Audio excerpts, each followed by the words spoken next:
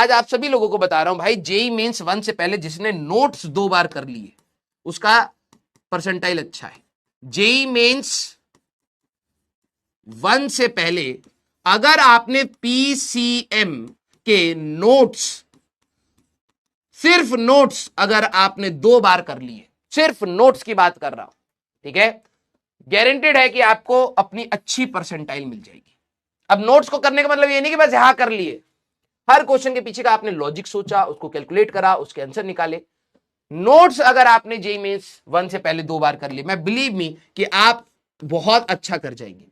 फिर आपके पास JEE Mains 2 तक बेटा, ठीक है, आपके पास जेईई मेंस 2 तक, जेईई मेंस 2 तक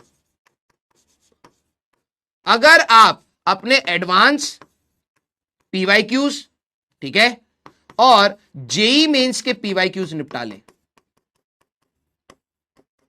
ये अब आपका रास्ता है कैसे कवर करना है, ध्यान से समझना, ठीक है। जो आपको शीट दी जा रही है, कुछ बच्चे हो सकता है कि मॉड्यूल ना खरीद पाए, तो हमें यह महसूस हो रहा था कि यार ठीक है, किसी कईयों के पास फाइनेंशियल कंस्ट्रेंट रहेगा, तब भी हम लोग 150-200 question JEE Mains and advance के आपको ऐसे दे देंगे, एक शीट तो अलग से मिलेगी, क्लास में भी आपके इतने क्वेश्चन हो रहे हैं, तो आपके पास कमी ना रहे।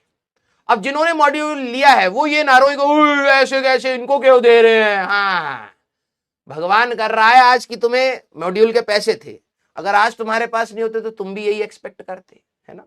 तो वो शीट तुम्हें भी दी जाएगी जिन्होंने मॉड्यूल लिया है या नहीं लिया है। वो किस लिए है कि आप अगर अभी से करना चाहें तो आप अभी से करिए, लेकिन आपके जेईई मेंस 1 और जेईई मेंस 2 के बीच में जो भी है, यहां पर आपकी शीट्स आप आराम से लगाएंगे। अभी हम लोग डिस्कस भी कर रहे हैं कि क्या हम लोग शीट्स के कुछ अच्छे क्वेश्चंस का डिस्कशन करें JEE Mains 1 and JEE Mains 2 के बीच में, तो वो अभी प्लानिंग में चल रहा है कि क्या हम लोग उनके, क्योंकि नंबर ऑफ क्वेश्चंस ज्यादा है, तो कैसे प्लान किया जाए कि वो डिस्कशन हम लोग कुछ ले पाए। क्लियर? हाँ, तो फिर शॉर्ट नोट्स से ना करूं क्या मैं? बेटा देखो, हर बच्चे की तैयारी करने का तरीका अलग होता है। कुछ बच्चों की रिकॉलिंग खराब होती है, वो बहुत, अभी क्लास खत्म होगी अभी भूल जाएंगे कि क्या बताया था, ठीक है। तो उनको मल्टीपल रिवीजन, भाई देखो मैं एक जनरल स्टेटमेंट दे रहा हूं, ठीक है। अब क्या होता है ना, मैं बोलूं कि भाई कि तेरे को शॉर्ट नोट्स की रिक्वायरमेंट नहीं है, ठीक है, समय बचेगा, ड्रॉपर में वैसे ही टाइम कम है। अब मैं ये बता रहा हूं कि ये स्टेटमेंट बोलूंगा ना तो हर बच्चा, कुछ बच्चे अपना दिमाग लगाएंगे ही नहीं। अगर आपके अंदर रिटेनिंग नहीं है, अगर आप रिकॉल नहीं कर पाते, आप भूल जाते हैं जल्दी जल्दी, तो आपको मल्टीपल रिविजन्स करनी पड़ेंगी। अब मल्टीपल रिवीजन आप नोट से नहीं कर पाते कई बार, क्योंकि समय ज्यादा लगता है, फिर आप कहोगे मेरे को प्रैक्टिस का समय नहीं मिल रहा, तो आपके शॉर्ट नोट्स इंपॉर्टेंट है। अब कुछ बच्चे होते हैं जिनकी रिटेनिंग कैपेसिटी या रिकॉलिंग कैपेसिटी मीडियोकर होती है कि यस सर थोड़ा थोड़ा सा मैं भूल जाता हूं, लेकिन मैं देखता हूं तो याद आ जाती है। अगर आपकी ऐसी है तो आप अपने नोट्स में ही कुछ चीजों को हाईलाइट कर लीजिए, क्यों एक्स्ट्रा मेहनत करनी है। और कुछ बच्चे होते हैं जिनकी रिटेनिंग कैपेसिटी बहुत अच्छी होती है, एक बार पढ़ा है दिमाग में सेट है, तो आपको तो हो सकता है नोट्स भी मिनिमाइज फॉर्म में बनाने चाहिए। अब ये हर बच्चे की डिमांड अलग अलग होती है। अब अगर मैं यहां पे बोल दूं कि भाई तेरे को नोट्स नहीं बनाने, तो भाई जो वीक बच्चा है, जिसको सही में अभी क्लास खत्म होगी, उसको याद ही नहीं रहेगा कि क्या करना था, तो वो तो और अपनी तैयारी में पीछे चला जाएगा। तो हर कोई अपने हिसाब से चीजों को समझे कि आपको कैसी रिक्वायरमेंट आ रही है। अगर आपकी मैथ्स तेज है, आपको लग रहा है यार कि मेरे को मैथ्स तेज है, तो कुछ कुछ इंपॉर्टेंट चीजें लिखूंगा। कुछ बच्चों की मैथ्स वीक है, तो भैया सारे स्टेप लिखिए, क्योंकि एग्जाम में आपको सारे स्टेप स्ट्रगल देंगे, समझ रहे हैं। तो प्लीज बेटा, आप सभी लोग 11वीं के बच्चे नहीं हो कि आपको तैयारी करने का तरीका बताया जाए। आप एक ड्रॉपर बच्चे हैं, आपने एक तैयारी करी है, उसमें कुछ कमियां रही हैं, उसको एनालाइज आप खुद से करिए, ठीक है, उसको आप एनालाइज खुद से करिए। अब देखो यहां पर जब मैं बात करता हूं सर पीवाईक्यू कहां से करने हैं, पीवाईक्यू कितने करने, ये सवाल कभी खत्म नहीं होते एक तैयारी में, ठीक है। इसके कितने जवाब दिए जा चुके हैं। अगर मैं आपको एक बार पूछ लूं ना कि भाई मेरे को पीवाईक्यू लगाने हैं, तुम कहोगे हाँ सर लगाने हैं, मैं को कहां से लगाऊं, तुम भी एक अंदाजा से बताओगे कि भाई कम से कम 2019 से लगा लो, तो उसके बाद ही बहुत सारे हैं। तुम खुद बोलोगे तो तुम मेरे से क्यों पूछ रहा है सर, वो सही होगा या नहीं होगा, वो तो तू मेहनत से प्रूव करके दिखाएगा ना कि वो सही होगा या नहीं होगा। तेरे से अगर लग रहा है 2019 के बहुत ज्यादा है, तो 2022 से कर ले। अभी एक बार ये 22 से 24 तक का स्लॉट खत्म कर, फिर एक साल पीछे जा, फिर एक साल पीछे, अपने हिसाब से अपनी तैयारी को मॉडिफाई करिए। डायरेक्शन वही रखिए सिलेक्शन का। पीवाईक्यूज करने हैं तो क्या पीवाईक्यू एक साथ सारे करने हैं, क्या चैप्टर खत्म होते एक साथ करने हैं, या फिर कुछ अभी करने हैं क्योंकि नेक्स्ट चैप्टर स्टार्ट होगा, कुछ एनर्जी उसमें लगानी है, कुछ को मार्क करते हुए चलूंगा, उसको आखिरी में करूंगा। जेईई मेंस 1 तक हमारे पास सिलेबस ही हो जाए वही बहुत बड़ी बात होती है। तो मैं कोशिश करूंगा कि जेईई मेंस 1 से पहले मैं 2 बार रिवीजन मार जाऊं अपने नोट्स का, क्योंकि आपको पता है physics, chemistry and even maths, physics chemistry तो मेजॉरिटी आपके नोट से आने वाली है, और आपके मैथ्स के भी डायरेक्टली कुछ सवाल तो नोट से ही उठ के आएंगे। कुछ में हो सकता है चीजें चेंज हो, लेकिन कंसेप्ट आपके वो रहेंगे। तो सारे बच्चे प्लीज आप यही कोशिश करिएगा कि पहली चीजें, अब देखो, अब बच्चे कहेंगे सर एचसी वर्मा का क्या करना है। भाई देख, करने के लिए तो बहुत सारी चीजें, करने के लिए तो बहुत सारी चीजें। टाइम, अब तूने सीधे एक सवाल पूछ लिया कि एचसी वर्मा का क्या करूं, मैं तो बोल दूंगा कर ले।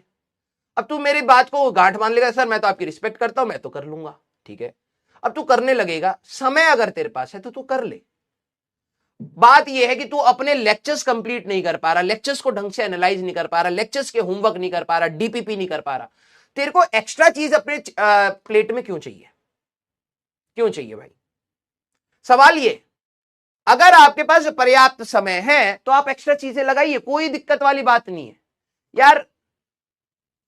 7 जो टॉप 7% होंगे ना, 93 से लेके तुम्हारे 99 100 तक जो भी है, इन्हीं बच्चों को जेईई एडवांस लिखने का मौका मिलेगा। और बाकी मेजॉरिटी जनता क्या है जो उससे पीछे रह रही है।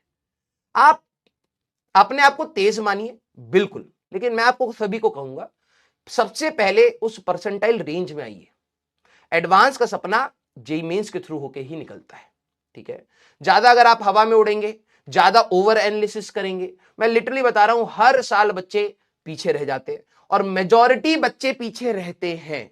आप सबसे पहले अपना टारगेट, कई सारे बच्चों का टारगेट है कि सर इस बार ही मैंने जेईई मेंस क्लियर कर लिया है, मेरा तो टारगेट जेईई मेंस एडवांस का है। अच्छी बात है। जेईई मेंस के दिन अगर तबियत खराब हो गई तो तेरे कंट्रोल में है क्या? उससे पहले पूरे साल भर तेरी तबियत खराब रही तो, तेरा जो शिफ्ट है वो सबसे टफ आ गया तो, नॉर्मलाइजेशन अच्छे से नहीं हुई तो, क्या पता तू मार्जिन से जस्ट रह रहा हो या जस्ट आया हो। तुम्हारा फ्यूचर अनप्रेडिक्टेबल है। हां, कुछ चीजें हम लोगों को डायरेक्शन देती है, अनप्रेडिक्टेबल ही है, राइट। तो आप सभी लोग ये चीज को समझिए बेटा, मैं स्टार्ट कर रहा हूं, ठीक है, मैं स्टार्ट कर रहा हूं, लेकिन ये डायरेक्शन देना भी बहुत इंपॉर्टेंट है कि आप एक सही डायरेक्शन में मेहनत करिए। ये घमंड मत रखिएगा कि यार एडवांस के लिए तो इसी बार मैंने क्वालिफाई कर लिया है, ठीक है, अगली बार भी मैं कर ही जाऊंगा।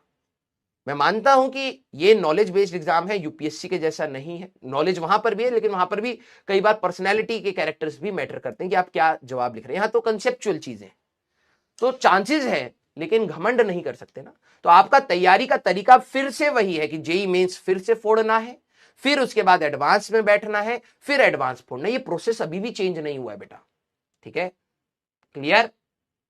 तो आप सभी लोग बेटा ज्यादा, और देखो दूसरे से ज्यादा कंपेयर मत करो, कंपेयर सिर्फ टेस्ट में करना, ठीक है। अभी आप अपनी तैयारी बिल्कुल प्लेन तरीके से चलाइए, क्लियर, यस। हाँ, जिनको सिंगेज लगानी है आप सिंगेज लगाइए, जिनको सुपरनोवा लगानी है आप सुपरनोवा लगाइए, जिनको इरोडोव लगानी है आप इरोडोव लगाइए। सबके पास समय अलग अलग है, किसी के पास ज्यादा है, किसी के पास कम है, किसी के पास इतना ही नहीं है कि वो लेक्चर देख पाए। आप अपने हिसाब से चलाइए, ठीक है। लेकिन हाँ, आप जितना टाइम निकाल रहे हैं वो सारा अगर पढ़ाई को दे रहे हैं, इसमें कोई भी गलत बात नहीं है, ठीक है। चलिए जाए, स्टार्ट किया जाए, हाँ या ना। अब कुछ बच्चे कहेंगे सर मैंने क्या DC Pandey JEE Mains level तक के लिए सफिशिएंट है? बेटा सफिशिएंट तुम्हारी तैयारी होती है, ठीक है, सफिशिएंट तुम्हारी तैयारी होती है। प्रॉब्लम यह है कि जब से आपके पास इतने ऑप्शंस आ गए हैं ऑनलाइन, तो आप हर चीज में कंपैरिजन मोड में आ गए। हर चीज में कुछ पॉजिटिव होंगे, कुछ नेगेटिव होंगे, ठीक है। टीचिंग में भी है, अगर आपके पास 10 टीचर्स का पूल है जिनसे आप पढ़ सकते हैं, तो उनमें किसी टीचर में कोई खास बात होगी, किसी टीचर में वही खास बात नहीं भी होगी, ठीक है। आपको इतना माइक्रो एनालिसिस करके नहीं करना है। अगर आप एक टीचर की मेजॉरिटी बातों को समझ पा रहे हैं, मतलब आप ये समझे 70-80% अगर आप समझ पा रहे हैं, आप उस टीचर के साथ चलते चलिए। कोई भी टीचर परफेक्ट नहीं मिलेगा। हो सकता है 5-10% या 20% तक टीचर की बातें नहीं समझ आ रही, कोई दिक्कत, 80% आ रहा है ना, तू उस 80% को स्ट्रॉन्ग कर, क्योंकि तू खुद उस 80 का भी देखा जाए तो 80% ही कर पाएगा, है ना। उतने पे एडवांस में सिलेक्शन हो जाता है। तो वही बात है कि आप ओवर माइक्रो एनालिसिस मत करो, हर छोटी छोटी चीजों की एनालिसिस मत करो। ओवरऑल क्रक्स, अगर मैं आप सभी से पूछूं कि आपकी ओवरऑल जर्नी में क्या आपको फिजिक्स में मजा आया, क्या आपने चीजें सीखी, क्या आपके मार्क्स ग्रो करे, ये चीज का जवाब हां होना चाहिए, ठीक है। अब मैं आपसे बोलूं कि भाई इस टॉपिक का ये वाला सवाल तेरे से बना, ऐसे तो कई करोड़ों टॉपिक्स मैं निकाल सकता हूं, करोड़ों सवाल निकाल सकता हूं जो तेरे को आते होंगे, सारे सवाल तू नहीं लगा पाएगा, ठीक है। तो अपने आप को पॉजिटिव साइड में रखना है, ठीक है। चलिए भाई, तो